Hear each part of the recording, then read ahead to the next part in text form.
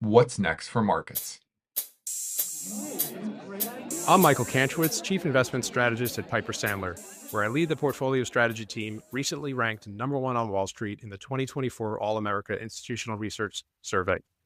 In this week's episode, we'll be discussing Wall Street Strategist S&P 500 price targets. Once again, I'll be speaking with Stephen Gregory, my long-term colleague, who heads up the quantitative research effort at Piper Sandler. Hey, Stephen. Let's talk about targets. Let's talk about price targets. That time of year. We just got done doing our outlook 2 weeks ago, and we did a episode last week on outlooks. Big part of outlooks, market targets. In looking into this episode, kind of wanted to talk about this because it's an important part of what people associate with portfolio strategists. We found, and I think it was pretty interesting, that targets go back to the 80s. And then I think is really interesting because I don't think a lot of people know this. The S&P 500, as most people think about it, didn't begin until the 80s. Like it was really just an industrials index before that, which didn't get into financials until even the late 70s. So the fact that targets started then makes a lot of sense, but that could be an entire episode. Let's talk about price targets. They're really hard to do. What does it take to put a price target together? Sure. Well, price targets are done, I think, simply to communicate in a shorthand form whether one is bullish or bearish. And our clients use that, I think, as an input to inform their portfolio positioning for the year ahead. And it breaks down to obviously earnings and the multiple, which you want to put on that. Both are, as we will discuss in today's episode, have a multitude of variables that one has to think about and consider to come up with a price target. Not easy. No, it's not easy. There's a lot of articles out this time of year, and in this year in particular in 2025, that are highlighting the past 2 years, how the S&P 500 has had these 2 great years of over 20% gains. And when you look back at the consensus strategist targets, in both years they were way too low.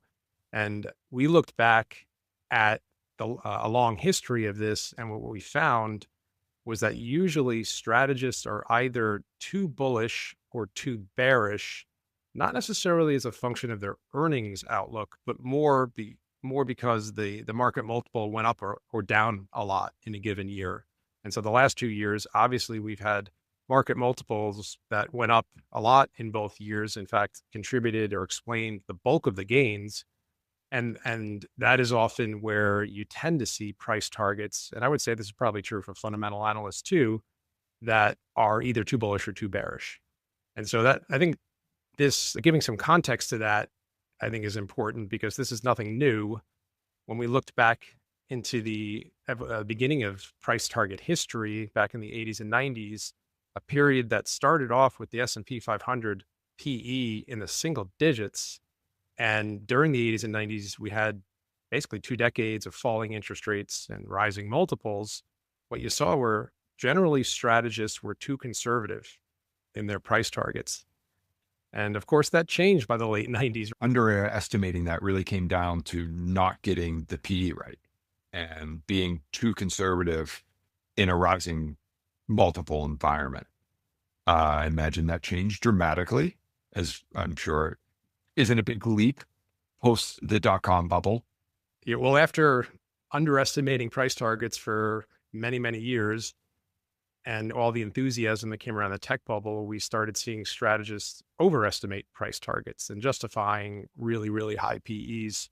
And of course, all of that ended with the 2000 market crash. So it was followed by a period after 2000 where investors were quite gun shy with high PE stocks. So valuation sensitive. Whether you want to talk about individual companies, aggregate strategists, investors, everybody was focused on valuation post the dot-com bubble. Absolutely. Well, here's a fun fact. The term GARP became popularized as a result of the 2000 market crash, which was obviously mostly growth stocks, as growth managers were having difficulty attracting new capital because, of course, of what had happened in the prior 2 years. So this idea and popularity of growth at a reasonable price was really, I don't know if it was born then, but it was really popularized, certainly as a marketing effort. Major market events tend to have behavioral implications for the market, whether that's being more valuation sensitive, more concerned about balance sheets. There's always this like follow through in markets that shapes the landscape for potentially decades to come. Yeah. So then we had the great financial crisis in '08 and '09. You had a big impact on investors, and that really changed the earnings strength. And that was a period where we had very slow and weak global growth, and for a period of time there, investors also, if you look through the whole decade in the 2010s when we had zero interest rates, we also did have many periods where, again, strategists underestimated market returns because multiples beginning in 2011 started going up and really went up for the next decade. So once again, you saw that same underestimation of the market target because earnings were growing and doing what they were doing, but multiples were going up and up and giving these really fantastic returns during that period. So when we think about where we are now, we've seen a lot of market volatility since COVID. 2022, of course, was a period where most strategists overestimated the market. Of course, we had a huge PE shock. And then in 23 and 24, the last 2 years, again, if you look at the starting point of consensus, it was also too conservative. And again, both of those years, it wasn't that earnings exploded to the upside necessarily for the index. They were strong, and obviously Mag 7 carried that, but the broader multiple went up in both those years. So it brings us to today. All right. It's got to be so difficult to put a target together these days with index composition being at such extremes in terms of like capitalization. Yeah, there's so many challenges and things to consider for the overall indices. And one thing that always makes me chuckle is that why do strategists do a year-end price target when every other fundamental analyst on the street covering companies are always giving 12-month rolling targets? So I always thought that was interesting because, you have to figure out where the market's going to be at literally December 31st at the end of the year. And of course, that's why you see strategists change their targets throughout the year, even as late as November, which of course, as your end of year gets closer and closer, forecasting it presumably is a little easier and maybe also a little less relevant. But I have seen some strategists do a more of a rolling price target and basically break the mold of this end of year arbitrary calendar backdrop. That's interesting. I've never seen that. I don't. Pay that close attention to it. What we do in this business is actually a little different than that. I wonder if it's a little chicken or the egg. Do strategists love doing targets and want to have this rolling 12-month thing where you're kind of always adjusting and adjusting? Or is it like, I want to set it and forget it at the end of the year and then, just tweak at the edges? Yeah, well, I think by having a year-end target, it creates this anxiety, especially in the beginning of the year, because when you're giving a price target for December 31st, and let's say the month of January, the market, let's say you're bullish and the market's down a lot, you feel like you're wrong. And, kind of investors that, despite what everyone says, are often very short-term focused, treat you like you're wrong, despite, still 11 months left in the year. So it does create this behavioral anxiety, and nothing moves in a straight line and there's a lot of volatility.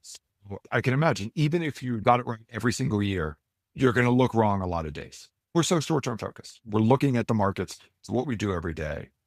So let's dig into these two variables, earnings and multiples. So Stephen, we were talking earlier when we were preparing for the show about, with regards to earnings, how strategists typically forecast earnings and therefore plug that into a price target, and what the challenges we face in doing so across history, across time. When you look at earnings, index composition is where you got to start, especially today where you have the Mag 7 and they make up such a large portion of the index. But it's such a difficult thing to do because while you have their, stocks weight contributions, their earnings contributions can be very different. It's just a very difficult kind of thing to estimate. You have exposure from other countries you got to take into effect. So you're kind of making market calls on other countries. Not only Does the market change over time in terms of the composition? So it makes it difficult to look back in different periods that were similar environments. You have S&P at least once a year changing constituents. So you could be right about the constituents today and where their earnings are going to be, and be 100% right. But then it took a couple companies out, put some companies in, which luckily most people only do S&P 500 earnings and price targets. Because could you imagine if you had to do 400 ones where they took all your winners away every year when they did their Yeah. rebalance? Yeah. Or the small cap index. Or small cap, where you have, Russell's the extreme example where I think it's something like over 40, almost 50% of companies have no earnings. Even the 600's 31% last time I looked. Companies have no earnings. So a portion of your index, you're kind of just detracting from you. And then you took the winners away, it would be nearly impossible. But earnings are a very difficult thing because there's a lot of little moving parts. There's 500 of them. Not only that, but your points about the composition changing. So the sector composition changes. We have today, obviously, a lot of TMT in the market, but also even regardless of the sector composition, the fundamental composition of the companies within the index can change.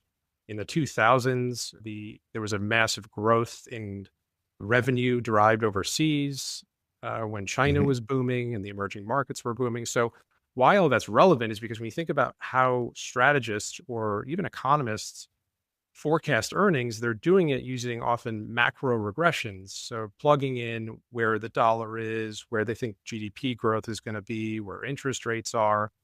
And those are all important variables, of course, for the economy. But the relationship between those variables and the S&P 500, as you and I both know all too well, can dramatically change depending on what is in the S&P 500. So, for example, if we took today's S&P 500, which is massively overweight growth stocks and AI stocks, et cetera, and tried to regress what the fair value should be using a time series analysis that included the period of, let's say, 2006, where financials, industrials, energy, and materials were the dominant part of the S&P 500, you'd probably get a fair value that was too low. So, not surprised that a lot of models are suggesting the market's overvalued, but perhaps those valuation models are out of context. And that really is what creates the challenge across doing this in time series.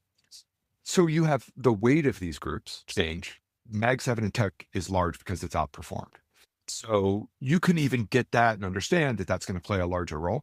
But in those regressions and looking back, you're also looking at sectors and growth that changes over time. So you have change over time in terms of what percentage of the market is made up by these things, but also what those sectors represent. We talk about the Mag 7 today. The last big acronym we were talking about was FAN. You're talking about 14, 15, 16. Still a lot of those same companies. Facebook, now it's Meta, but they're kind of, we're talking about a lot of these same kind of companies. Their earnings picture is so different. Those were super high. That was a super high multiple cohort. That cohort is leading the way in earnings. It was pushing multiples then. It's pushing earnings now. So one of the interesting things that we've seen, because again, it's extremely difficult, and every year strategists kind of get a reset, and wherever the market ends the year, put a price target out, or what percent is the market going to go up or go down. And one of the things that we've found that is quite interesting is that there's a clear reactivity function to where markets go and how estimates change. And we've found out that across really, the history of strategist targets that we can find on Bloomberg goes back to roughly the early 2000s. And real simply, the consensus number just basically follows the market with about a 3-month lag. And Stephen, you did some analysis on this. Share it with us. Yeah. So I was looking at price targets and, quarterly, and then I was looking at the market quarterly. The correlation between change in price targets and the forward quarter change in the market was half of what the correlation between change in price and strategist price targets and the previous quarter in the market. So yeah, worded differently, strategist price targets tend to be a reflection of what happened over the previous quarter. So if we can invest in strategist targets, we'd be wealthy. because they're really easy to forecast, basically is what you're saying. Yes. If that was a series you could buy, you just looked at what the market did over the last quarter. Of course. Okay. So there's a clear, yeah. And we see that, to be fair, again, there's always these articles about strategists. We see that behavior sometime in fundamental analysis. Behavioral tendencies play an enormous role in markets. It's not just strategists. We're definitely not trying to pick on strategists. You see in economic data, we're such a function of kind of what's happening today. Yeah. So basically what you're saying is that in a lot of the survey data we look at, whether it's forecasts of markets or stocks or economic data, a big component of what seems to drive those forecasts are what's happened in the recent past. Absolutely. So we stopped doing market targets. Plot twist in this episode. Yeah. And not because they're hard to do, but I guess we think there's more intentional ways to express investment recommendations rather than the binary S&P 500 target. Are you bullish? Are you bearish? And, in the end of the day, for our clients, which are institutional investors, we hear all the time, especially from hedge funds, I don't care what the market's going to do. And that's because they're often have a long short portfolio. They're market neutral, and they're just trying to buy stocks that go up and short stocks that go down, or at least go up less than their long portfolio. And then you think about mutual fund managers, right? They have a mandate, and their mandate, of course, is to beat the market. So in a way, whether the market goes up or down is less relevant to whether or not their portfolios are doing better or worse. And coming out with a price target and using that to indicate whether you're bullish or bearish, while sometimes a really bullish estimate is consistent with a positioning in a portfolio in a real risk-on way, that's not always the case. And we've seen that the last couple of years where markets were up a lot. If you were to tell me the last 2 years, the markets were up 40, 50%, and looking throughout history, I would have said, small caps probably did really well, but they didn't.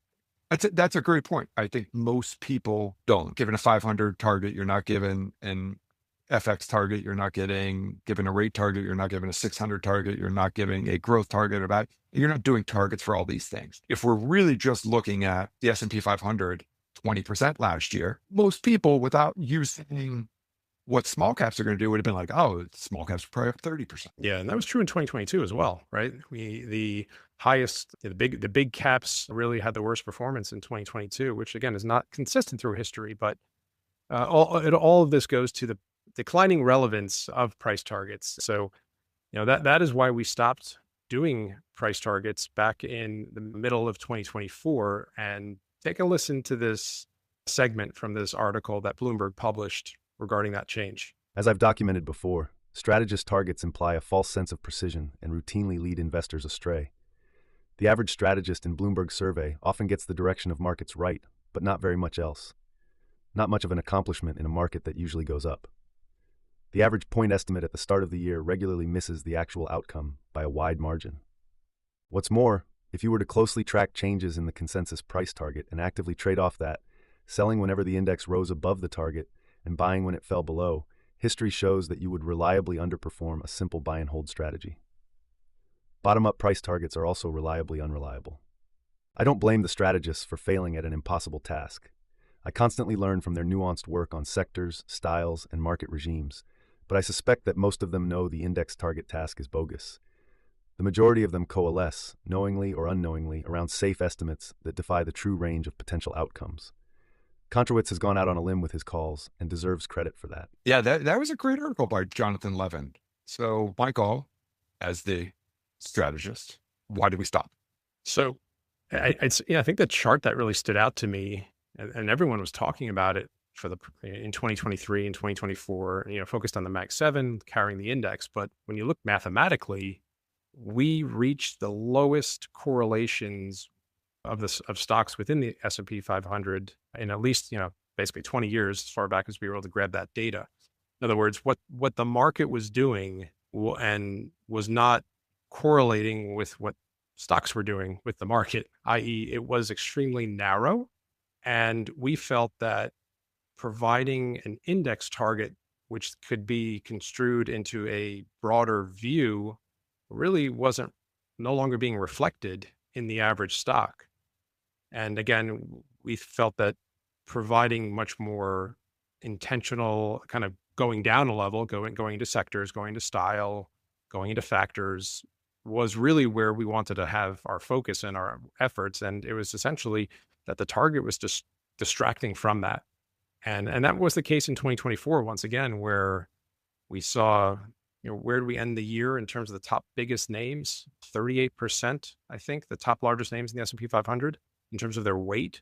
So this concentration of this narrow basket of stocks just continues to grow. And that gave us 2 years, 23 and 24, where fewer than 30% of stocks beat the index. That's interesting that less than 30% of stocks beat the index 3 years in a row. And we all know that a lot of those stocks that did beat the index were enormous and had enormous weight in the index. So for a professional investor or anybody trying to be diversified and not have all your eggs in a basket and be super exposed to idiosyncratic forces, in many cases couldn't even own, enough of those names. That's right. And we've also seen this be an issue for sectors, which is, again, another area of that strategists often do. We get asked at the beginning of the year, what sectors you overweight, what sectors you're underweight. Talk about my favorite fun fact for markets, which is the difference between the GIC sectors and the sector ETFs.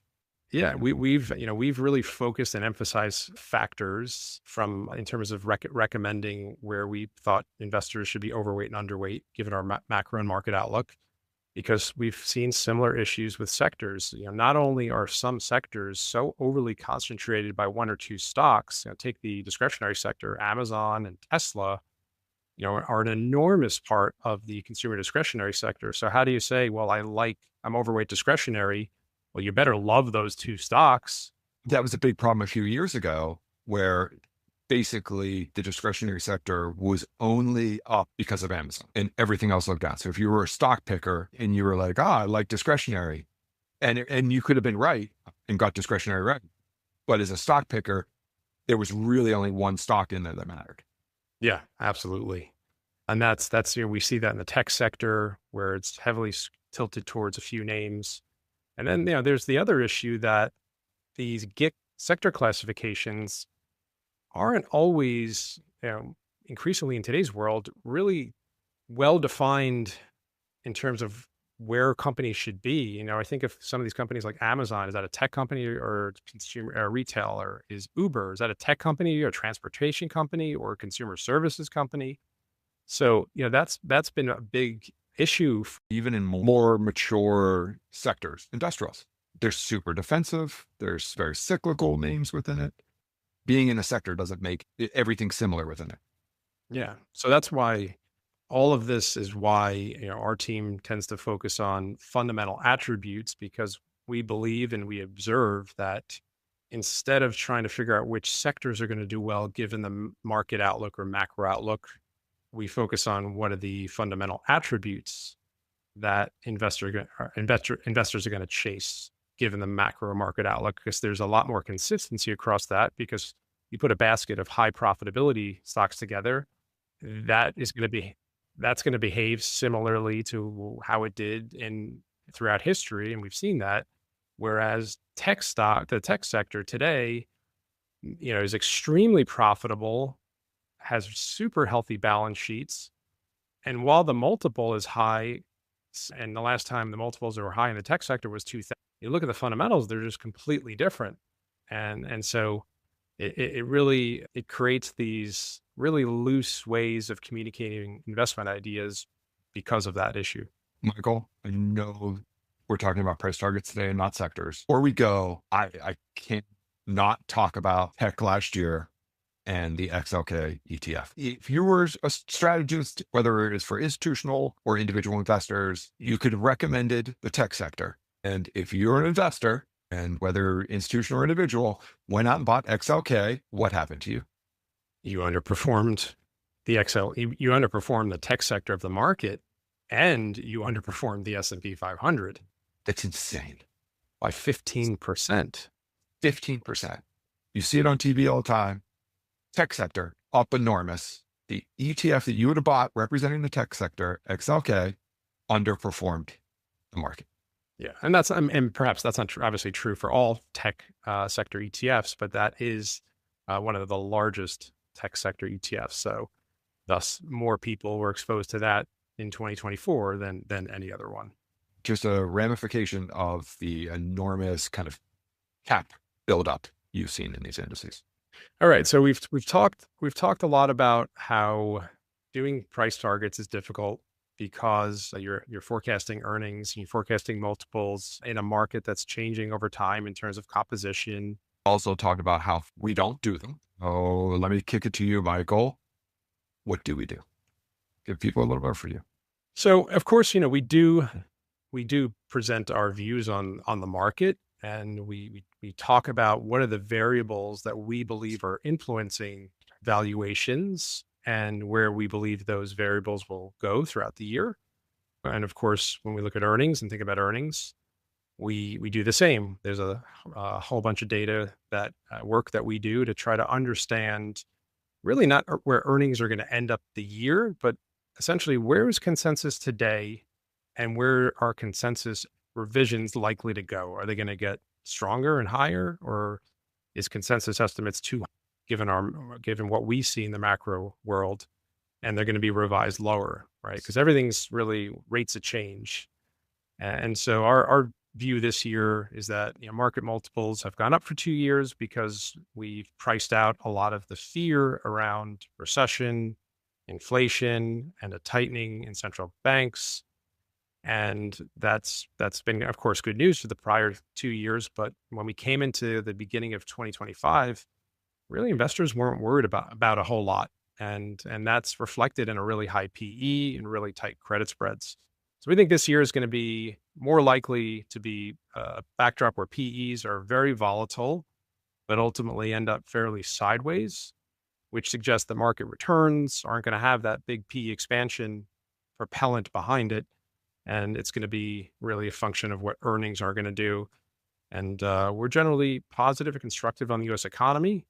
And we think that there will be some modest improvement in earnings breadth, which hopefully can provide a modest improvement in market breadth. And we'll be updating our thoughts on all of this in the episodes ahead. Well, thanks, Michael, for your thoughts on the outlook for P's and E's. So we do give opinions on the two components that fit into it, but we don't do the overall target. Thanks for tuning in to today's episode of What's Next for Markets. We hope you enjoyed today's episode of What's Next for Markets. You can subscribe to the show on Apple, Spotify, YouTube, or wherever you get your podcasts. Be sure to follow Michael on X at Michael Cantro. If you like the show, please let us know by leaving a positive review. The preceding commentary is not financial advice. You should always seek appropriate financial advice from a professional financial advisor in your state. You should not consider this as a substitute for these services. Piper Sandler does and seeks to do business with companies covered in its research commentary or coverage. As a result, investors should be aware that the firm may have a conflict of interest that could affect the objectivity of this commentary. Investors should consider this commentary as only a single factor in making their investment decisions. For full disclosure information, visit www.pipersandler.com/researchdisclosures.